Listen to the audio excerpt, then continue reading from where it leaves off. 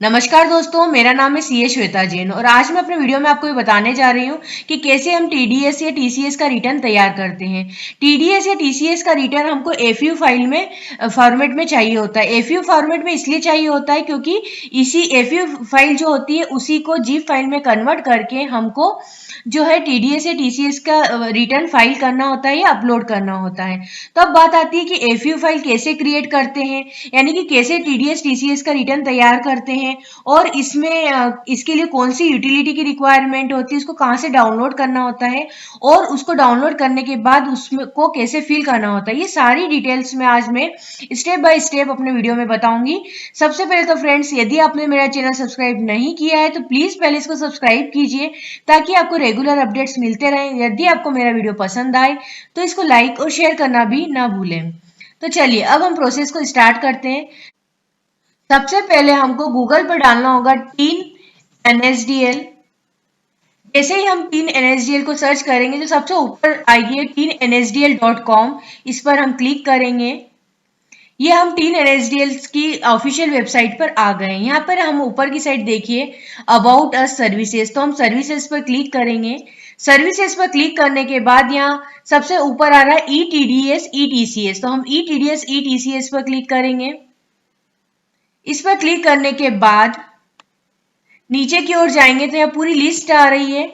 यहाँ लिस्ट में से हमको ये देखिए ईटीडीएस ईटीसीएस आरपीयू, तो हमको क्या होता है, जो एफयू फाइल जो क्रिएट करना है उसके लिए आरपीयू यूटिलिटी की रिक्वायरमेंट होती है। तो अभी पहले हमको क्या करना पड़ेगा, आरपीयू को डाउनलोड करना पड़ेगा। तो हम यहाँ ईटीडीएस ईटीसीएस आरपीयू पर क्लिक करेंगे। देखिए तो ये यहाँ पे आपको आरपीयू फॉर क्वार्टरली रिटर्न्स लिखा हुआ दिखेगा। यहाँ पर जो हम क्या कर सकते हैं, जो भी आरपीयू का लेटेस्ट वर्जन है वो हमको डाउनलोड करना होता है। तो यहाँ डाउनलोड आरपीयू वर्जन 3.6 यहाँ पर है, हम इसको क्या करेंगे, डाउनलोड कर लेंगे। डाउनलोड करने में यदि कोई प्रॉब्लम आती है तो यहाँ पे ई ट्यूटोरियल भी दिया हुआ है जिसको कि आप रीड कर सकते हैं। आरपीयू फाइल जो होती है वो जावा बेस्ड यूटिलिटी है, तो इसके लिए जरूरी है कि आपके सिस्टम पर जावा भी इंस्टॉल हो। तो अब यहाँ पर हम डाउनलोड आरपीयू वर्जन 3.6 पर क्लिक करते हैं। जब ये डाउनलोड हो जाती तो हम डाउनलोड वाले फोल्डर में जाकर देखते हैं। तो देखिए ये आरपीयू 3.6 जिप फाइल जो है यहाँ पर डाउनलोड हो गई है। तो अब हम यहाँ पे से हटा देते हैं, इसका अलग फोल्डर बना लेते हैं। इसको कट करके हम डेस्कटॉप पर एक अलग फोल्डर बना लेते हैं।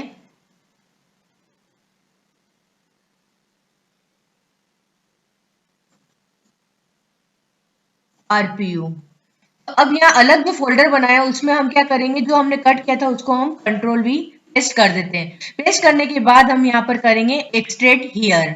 एक्सट्रेट हियर करके देखिए अब यहाँ पर जब हमने एक्सट्रेट कर दिया तो एक फोल्डर और आ गया, तो इस फोल्डर पर क्लिक करेंगे। फोल्डर पर क्लिक करने के बाद आपको बहुत सारी फाइल की यहाँ पर लिस्ट दिखेगी। तो इस लिस्ट में हमको नीचे की ओर आके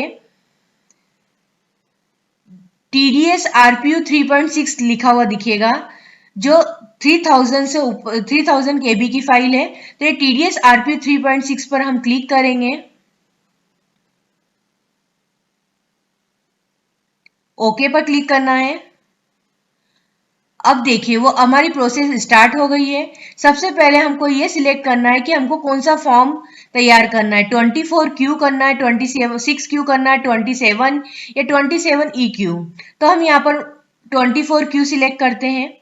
आपको जैसा रिटर्न तैयार करना है वो फॉर्म सिलेक्ट कर सकते हैं। उसके बाद रेगुलर या करेक्शन, आप करेक्शन के लिए तैयार कर रहे हैं या रेगुलर, तो अब हम यहाँ पर रेगुलर पर क्लिक करेंगे। उसके बाद क्लिक टू कंटिन्यू पर क्लिक करेंगे। क्लिक टू कंटिन्यू के बाद ये फॉर्म हमारा ओपन हो जाता है। अब हमको पूरा टीडीएस रिटर्न यहाँ पर तैयार करना होगा। सबसे पहले हमारे पास फॉर्म आ गया है। यहाँ पर हमको तीन तरह की डिटेल देना है। सबसे पहले स्टेट पार्टिकुलर्स ऑफ स्टेटमेंट के बारे में, उसके बाद एम्प्लॉयर की डिटेल देनी है, उसके बाद हमको जो पर्सन रिस्पॉन्सिबल है उसके लिए उसकी डिटेल देनी है। तो सबसे पहले हम देखेंगे, सबसे पहले तो यहाँ पे आपको क्या करना है, फाइनेंशियल ईयर सिलेक्ट करना है। जब तक हम सिलेक्ट नहीं करेंगे वो आगे हमको कुछ भी नहीं करने देगा। तो फाइनेंशियल ईयर हम सिलेक्ट करते हैं, जैसे मैंने ये वाला फाइनेंशियल ईयर लिया। फिर उसके बाद प्लीज सिलेक्ट क्वार्टर, फिर हम क्वार्टर पर सिलेक्ट करेंगे कौन से क्वार्टर के लिए हम रिटर्न जो है तैयार कर रहे हैं, तो हमने क्वार्टर 1 सिलेक्ट किया। उसके बाद हमको देखिए जो जो फील्ड स्टार लगे हुए हैं जिनके आगे, वो कंपलसरी है, वो हमको फिल करने ही है। सबसे पहले हम हमारा 10 नंबर जो है वो यहाँ पर इंटर करेंगे। 10 नंबर के बाद हमको हमारा पेन नंबर इंटर करना होता है। पेन नंबर के बाद यहाँ फाइनेंशियल ईयर हम सिलेक्ट कर चुके हैं और असेसमेंट ईयर उसने ऑटोमेटिक ले लिया है। फिर लेना है हमको type of deductor. Type of deductor में देखिए आप सेंट्रल गवर्नमेंट है, स्टेट गवर्नमेंट है, स्टेचुरी बॉडी या लोकल अथॉरिटी। पूरी लिस्ट में अगर कंपनी है तो हम कंपनी सिलेक्ट करेंगे। जैसे मान लीजिए यहाँ पर मैंने कंपनी सिलेक्ट किया। एओपी जो भी आपको सिलेक्ट करना है वो आप कर सकते हैं। इंडिविजुअल है तो आप इंडिविजुअल सिलेक्ट करेंगे। ठीक है, यहाँ पर जैसे मान लो कि इंडिविजुअली हमने सिलेक्ट कर लिया। उसके बाद हमको जो है पार्टिकुलर, आप इसके अलावा भी अगर डिटेल्स देना चाहें तो आप दे सकते हैं। अब पार्टिकुलर सब डिडक्टर पे हम आते हैं। जो सेकंड है वो एम्प्लॉयर, आपको अपनी फर्म की डिटेल यहाँ पर देना है। सबसे पहले अपने फर्म का नाम आएगा। उसके बाद आपको ब्रांच डिवीजन इफ एनी, यदि आपकी कोई ब्रांच भी है तो उसका यहाँ पर आपको देना है कि आपकी मुंबई में ब्रांच है या और किसी सिटी में ब्रांच है, तो आपको यहाँ पे अपनी ब्रांच की डिटेल भी यहाँ पर देना है। उसके बाद आप पिन कोड डालना जरूरी है। आपको उसका अपना जो पूरा अपनी फर्म का एड्रेस यहाँ पर देना होगा। इसके बाद यहाँ पर आपको स्टेट सिलेक्ट करना है और अपना मेल आईडी, टेलीफोन नंबर भी आपको यहाँ पर देने हैं। और लास्ट में यहाँ पर देखिए goods and service tax number, GSTN भी यहाँ पर देना है आपको। यहाँ पर देखिए has address change since last return, यदि जो लास्ट रिटर्न आपने फाइल किया था उससे यदि एड्रेस चेंज होता है तो आप यस पर कीजिए और नहीं तो आप नो पर क्लिक कर सकते हैं। ये सब फिल करने के बाद हम जो थर्ड इंफॉर्मेशन है वो देनी है हमको, particulars of the person responsible for deduction of tax. जो भी व्यक्ति टैक्स डिडक्ट करने और पेमेंट करने के लिए रेस्पॉन्सिबल है उसकी डिटेल हमको यहाँ पर देना है। उसका नाम, उसका डेजिग्नेशन, उसका आपकी फॉर्म में उसका क्या डेजिग्नेशन है, फिर उसका एड्रेस और has address change since last return, उस यहाँ पे भी वही देना है कि यदि एड्रेस चेंज हुआ है तो यस या नो आपको करना है। फिर has regular statement for form 24Q file for earlier period. यहाँ पर ही पूछ रहा है कि आपने ये स्टेटमेंट पहले 24Q पहले भी कभी फाइल किया था। यदि आपने पहले फाइल किया था तो आप यस कीजिए और किया हो तो लास्ट जो रिटर्न आपने फाइल किया था उसका रिसिप्ट नंबर आपको यहाँ पर देना होगा। तो इस तरह से आपको यहाँ इधर आपको उसका परमानेंट अकाउंट नंबर देना होगा। ये आपको उसके एड्रेस भी यहाँ पर देकर ये फिल करने हैं। ये कंप्लीट करने के बाद और जैसे जैसे आप फिल करते जाए वैसे वैसे सेव पर क्लिक करते जाए ताकि आपका डाटा सेव होता जाए। उसके बाद हम चालान पर क्लिक करेंगे। चालान पर क्लिक करने के बाद आप नीचे की साइड देखिएगा एड रोज डिलीट रो। यदि हमको डिलीट करनी है कोई रो तो हम यहाँ डिलीट पर क्लिक करेंगे और ऐड करना है तो हम यहाँ ऐड रोज पर क्लिक करेंगे। हमको कितनी रो यहाँ पर चाहिए, यानी कि आपने कितने चालान की डिटेल भरनी है। 3 चालान है तो हम 3 चालान यहाँ पे डालेंगे, 4 है, 5 है, जितने भी चालान आपको डिटेल देनी है तो उतने चालान नंबर हमको देने होंगे। जैसे मान लीजिए यहाँ पर मैंने 2 चालान की रो ली है तो 2 लिखा हमने। ओके, यहाँ पे हम अब देखिए अभी 2 चालान हमारे सामने दिखेंगे, इन 2 की डिटेल हमको फिल करना होगी। अब जो जो भी यहाँ पे ग्रे कलर में आ रहे हैं सेल्स, उस पर हमको कुछ भी नहीं लिखना है। जो अदर देन ग्रे है उनको हमको फिल करना होगा। सबसे पहले हम देखेंगे कि ये देखिए 2 चालान आ गए। अब यहाँ पर टीडीएस की अमाउंट आपको डालना है, सरचार्ज की डिटेल डालना है। ये आप चाहें तो ये एक्सेल फाइल में भी बना सकते हैं इसी फॉर्मेट में, और ऐसा कैसा आप कॉपी पेस्ट भी कर सकते हैं। उस चालान के अंदर आपने कितना टीडीएस जमा किया है, कितना सरचार्ज है उसमें, कितना एजुकेशन सेस, इंटरेस्ट, फी, पेनल्टी या अदर्स है, वो सारी डिटेल आपको यहाँ पर देना होगी। उसके बाद बीएसआर कोड या receipt number of form number 24G, यहाँ पर चालान का बीएसआर कोड देना है। उसके बाद आपको देना है date on which amount deposited through challan, तो जो चालान जमा करने की जो डेट है वो आपको यहाँ पर देना है। उसके बाद चालान सीरियल नंबर, आपको इस वाले यहाँ पर आपको चालान का सीरियल नंबर लिखना है। उसके बाद देना आपका mode of deposit through book adjustment, yes और नो। यहाँ पर आपको बताना है कि यदि आपने बैंक के थ्रू पेमेंट किया है तो आप नो करेंगे, और यदि आपने बुक के थ्रू एडजस्टमेंट किया है, यानी कि आपने बैंक के थ्रू चालान नहीं भरा है, बुक एंट्री के थ्रू आपने एडजस्ट किया है, तो आप यहाँ पर यस करेंगे। बाद इंटरेस्ट टू बी अलोकेटेड, मतलब जितना आपने इंटरेस्ट चालान में इंटरेस्ट का पेमेंट किया है उसमें से कितना भाग आप इंटरेस्ट का कितना भाग इस चालान के लिए अलोकेट करना चाहते हैं, तो वो डिटेल यहाँ पर आएगी। और यदि कोई अदर्स अमाउंट है तो वो यहाँ पर आएगी। उसके बाद हमको लिखना है minor head of challan 200 TDS payable by tax payer. तो या आपको यहाँ पे 200 या 400 को लेना है। यदि या ऐसे तो 200 आता है, लेकिन यदि कोई आईटी डिपार्टमेंट के द्वारा रेस की गई है और टीडीएस रेगुलर असेसमेंट का है तो फिर आपको 400 लेना है, नहीं तो आपको 200 लेना है। उसके बाद बस ये इस तरह से आपको चालान की डिटेल कंप्लीट हो जाती है। तो ये तो चालान की डिटेल आपने सबमिट की है, लेकिन इसके साथ ही जब हम एफयू फाइल बनाते हैं तो हमको एक चालान फाइल जो .csi फाइल्स में उस फॉर्मेट में होती है वो भी चाहिए होती है। तो अब हम ये भी देख लेते हैं कि जो चालान फाइल है वो हमको कहाँ से डाउनलोड करनी है। तो सब इसके लिए हमको जाना होगा वही टीन एनएसडीएल की साइट पर हम जाएंगे। टीन एनएसडीएल की जो ऑफिशियल साइट है उसके होम पेज पे सर्विसेज पे हम आते हैं। सर्विसेज में आप देखिए यहाँ पर आपको दिखेगा चालान स्टेटस इंक्वायरी। तो यहाँ चालान स्टेटस इंक्वायरी पर हम क्लिक करते हैं। तो यहाँ पर हमको लेना है 10 बेस्ड व्यू। आप चाहे तो सीन बेस्ड व्यू भी ले सकते हैं, पर ज्यादा अच्छा रहता है हम 10 बेस्ड व्यू ले। तो हम 10 बेस्ड व्यू लेंगे। यहाँ पर हमको देना है हमारा 10 नंबर। उसके बाद जो जिस पीरियड का हम लोग जो चालान की डिटेल हम वहां पर डाल रहे हैं वो जिस पीरियड में आता है तो उस पीरियड की डिटेल हमको यहाँ पर लेनी है। फ्रॉम मतलब कौन से दिन, महीने, ईयर आपको डालना से कब तक के चालान आपको फाइल में लेना है। तो आप यहाँ पर वो क्या है डेट डाल सकते हैं। उसके बाद आपको जो ये इमेज दिख रही है उसको यहाँ पर इंटर करना, जो भी यहाँ पर टेक्स्ट दिख रहे हैं वो आपको यहाँ पर इंटर करना है। उसके बाद नीचे लिखा हुआ डाउनलोड चालान फाइल या व्यू चालान डिटेल्स। तो आप चालान डिटेल्स देख भी सकते हैं, इसमें सारे चालान इस पीरियड के जितने भी चालान होंगे वो आपको दिखने लग जाएंगे। तो आप चाहें तो अपनी चालान डिटेल्स यहाँ पर से भी कंफर्म कर सकते हैं या फिर, और ये डाउनलोड चालान फाइल उसके बाद आपको डाउनलोड चालान फाइल पर क्रिएट करना है। आप जैसे ही डाउनलोड चालान फाइल करेंगे तो आपको एक .csi फाइल्स क्रिएट हो जाएगी। वो फाइल भी आपको उसी फोल्डर में जाके सेव कर लेना है, या और कहीं भी आप चाहें तो वो फाइल आपको सेव करना होगी, क्योंकि आगे आपको .csi फाइल की रिक्वायरमेंट होती है। तो यहाँ से हम क्या करेंगे चालान फाइल को डाउनलोड कर लेंगे। अब इसका यूज कैसे आएगा वो मैं भी बताती हूँ आपको। चालान की डिटेल डालने के बाद हम आते हैं अनेक्सर 1 डिडक्टी डिटेल्स पर। यहाँ पर हमको डिडक्टी की डिटेल्स डालनी है। नीचे की साइड देखिए insert a row, delete a row, delete करना हो तो यहाँ पर, और इंसर्ट करेंगे तो अभी हम यहाँ इंसर्ट करेंगे। अब यहाँ पर जितने भी चालान की डिटेल हमने पिछले इसमें डाली थी चालान वाले में तो वो आ जाती है। हमने वहां पर 2 चालान लिए थे तो यहाँ पर इसने भी 2 चालान ले लिए हैं। अब यहाँ पर हमको डालना है number of deductee records to be added, मतलब इस चालान की जो जितने भी चालान है उनके हर चालान में हमने कितने डिडक्टी के जो टीडीएस है वो हमने जमा किए हैं उनकी डिटेल नंबर डालने हमको। जैसे पहले चालान में हमने 3% के जो 3 डिडक्टी जो है उनके अगर टीडीएस जमा किए तो यहाँ पर हम 3 डालते हैं।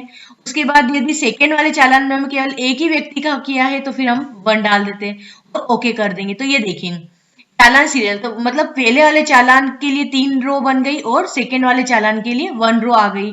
अब हमको इसको फिल करना है। सबसे पहले अब मतलब पहले चालान के अंदर हमको कितने 3 व्यक्ति की डिटेल डालना है। सबसे पहले हम देखेंगे यहाँ पर section under which payment made, किस सेक्शन में इसका पेमेंट किया है वो यहाँ पर सिलेक्ट करना है। उसके बाद सीरियल नंबर इसने अपने आप ले लिया है। Employ reference number provided by employ, तो यहाँ पर एम्प्लॉय का जो रेफरेंस नंबर है वो यहाँ पर डालेंगे। उसके बाद पान ऑफ द एम्प्लॉय, उसका पेन नंबर हमको यहाँ पर डालना है एम्प्लॉय का। उसके बाद नेम ऑफ द एम्प्लॉय, जो एम्प्लॉय का नाम है वो यहाँ पर डालना है। उसके बाद डेट ऑफ पेमेंट या क्रेडिट, जो भी डेट है पेमेंट करने की या क्रेडिट करने की वो यहाँ पर हमको डालना है। अमाउंट पेड या क्रेडिटेड, और हमने वो अमाउंट कब पेड की है कब क्रेडिट की है उसकी डेट यहाँ पर, सॉरी वो अमाउंट जो डेट है पेमेंट या क्रेडिट करने की वो डेट यहाँ पर लेंगे, और जितनी अमाउंट हमने पेड या क्रेडिट की है वो फुल अमाउंट हम यहाँ पर लेंगे। यहाँ पर ध्यान रखिएगा कि यहाँ पर हमको ग्रॉस अमाउंट लेनी है। उसके बाद हम लेंगे अमाउंट पेड और क्रेडिटेड के बाद हमको लेना है टीडीएस, तो टीडीएस की अमाउंट यहाँ पर हम डालेंगे। उसके बाद सरचार्ज की अमाउंट यदि कुछ है तो एजुकेशन सेस, तो यहाँ पर हम डिटेल डालेंगे। उसके बाद हमको लेना टोटल टैक्स डिपॉजिटेड, कितना टैक्स हमने डिपॉजिटेड किया है वो डिटेल यहाँ पर आ जाएगी। उसके बाद डेट ऑफ डिडक्शन, ये टीडीएस हमने कौन सी डेट को डिडक्ट किया है वो भी यहाँ पर आना चाहिए। उसके बाद remarks, reason for non deduction, lower deduction या हायर डिडक्शन, तो यहाँ पे हमको रीजन सिलेक्ट करना है कि किस वजह से हमने जो डिडक्शन किया है, यदि अगर नॉन उसका डिडक्शन नहीं किया है तो क्यों नहीं किया है, या लोअर रेट से किया है तो क्यों किया है, या हायर रेट से हायर किया है तो क्यों किया है, तो यहाँ पर हमको रीजन सिलेक्ट करना है। उसके बाद लास्ट में डालना है certificate number issued by assessing officer under section 197 for non deduction या लोअर डिडक्शन। यदि किसी व्यक्ति का हमने कम डिडक्शन किया है, टीडीएस कम डिडक्ट किया है, तो या तो किया ही नहीं है, कम किया है, तो उसको सर्टिफिकेट मिला होगा असेसिंग ऑफिसर का अंडर सेक्शन 197, तो उस सर्टिफिकेट का हमको यहाँ पर नंबर डालना होगा। तो इस तरह से क्या है, ये हमारा 24Q जो था वो पूरा फिल हो चुका है। अब ये से इस तरह से ही आप क्या चाहें दूसरे फॉर्म जो है वो भी कंप्लीट कर सकते हैं। इन सबको कंप्लीट करने के बाद हमको क्रिएट फाइल पर क्लिक करना है। क्रिएट तरह से विंडो दिखेगी, उसमें सबसे पहले challan input file name with path, आपको यहाँ पे वो लोकेशन सिलेक्ट करना है जहां पर कि आपने जो चालान फाइल हमने चालान स्टेटस वाली जो फाइल हमने .csi फाइल जो हमने इंपोर्ट की थी, डाउनलोड की थी, वो फाइल आपने कहाँ सेव की थी वो आपको यहाँ पर सिलेक्ट करना है। वो वाला फोल्डर आपको सिलेक्ट करना है, वो फाइल आपको सिलेक्ट करना है। उसके बाद फिर सेकेंड नंबर पर आपको यहाँ पर वो लोकेशन सिलेक्ट करना है जहां पर कि आप एफयू फाइल जो है, नई जो एफयू फाइल बनेगी वो कहाँ पर बनेगी, वो जो है लोकेशन वो आप यहाँ से सिलेक्ट करेंगे। ये जहां तक कि आप न्यू फोल्डर में ही सिलेक्ट करें इसको, क्योंकि उसमें आपको तुरंत आपको पता चल जाएगा यदि कोई एरर फाइल भी आएगी तो उसी न्यू फोल्डर में आ जाएगी, तो अलग रहेगी तो अच्छा रहेगा, तो इसको न्यू फोल्डर में ही सेव करें। उसके बाद आपको करना है वैलिडेट पर क्लिक। वैलिडेट पर क्लिक करने के बाद यदि आपकी सारी इंफॉर्मेशन सही है तब तो आपकी ये देखिए 24QC1.fvu एफयू फाइल आपकी क्रिएट हो जाती। इसी फाइल को हमको जिप फाइल में कन्वर्ट करके फिर जो है टीडीएस रिटर्न फाइल करना होता है, तो उसको हमको इसी एफयू फाइल को जिप फाइल में कन्वर्ट करना होता है। और टीडीएस का रिटर्न कैसे फाइल करना है, इसके आगे की पूरी प्रोसेस मैंने अलग से वीडियो बनाया है कि टीडीएस टीसीएस का रिटर्न कैसे फाइल करना है, उसमें आपको ये एफयू फाइल की रिक्वायरमेंट होती है। तो आप चाहे तो उसकी लिंक मैंने अपने डिस्क्रिप्शन बॉक्स में दी है, आप वो वीडियो भी देख सकते हैं। तो यहाँ से आपकी क्या हो गई, एक तरह से इस तरह से आपको एफयू फाइल यानी कि टीडीएस टीसीएस रिटर्न आपका तैयार हो गया। अब हम बात करते हैं कि यदि आपने हो सकता है कुछ एरर रह गई हो फॉर्म में, तो फिर आपको यहाँ पर इस जो फोल्डर है उसमें आप देखेंगे तो इस तरह से 27QQ1 error.html फाइल दिखेगी। तो आपको इसको क्लिक करेंगे तो आपको यहाँ पर क्या हुआ कि आपकी एफयू फाइल नहीं बनी, आपकी एरर फाइल बन गई, मतलब उसमें कुछ आपकी प्रॉब्लम है। तो हम इस पर क्लिक करेंगे तो आपको जो भी एरर थी वो सामने आपके आ जाएगी, जैसे कि कहाँ पर आपकी जो फील्ड है कौन से फील्ड में, जैसे रेस्पॉन्सिबल पर्सन मोबाइल नंबर, फिर उसकी एरर कोड भी आ जाएगा, डिस्क्रिप्शन आ जाएगा कि आपने क्या एरर की है। तो आप उस एरर को ठीक कर लें और उसके बाद फिर से सेव करें, तब आपकी एफयू फाइल क्रिएट हो जाएगी। तो फ्रेंड्स ये पूरी प्रोसेस थी कि आपको एफयू फाइल कैसे क्रिएट करना है, यानी कि कैसे टीडीएस रिटर्न तैयार करना है और कैसे अपलोड करना है। इसकी वीडियो की लिंक मैंने आपको डिस्क्रिप्शन बॉक्स में दे दी है। मुझे पूरी उम्मीद है कि आपको ये पूरी प्रोसेस समझ में आ गई होगी, और यदि आपकी कोई भी क्वेरी है तो आप कमेंट्स बॉक्स में कमेंट्स करके पूछ सकते हैं। Thank you.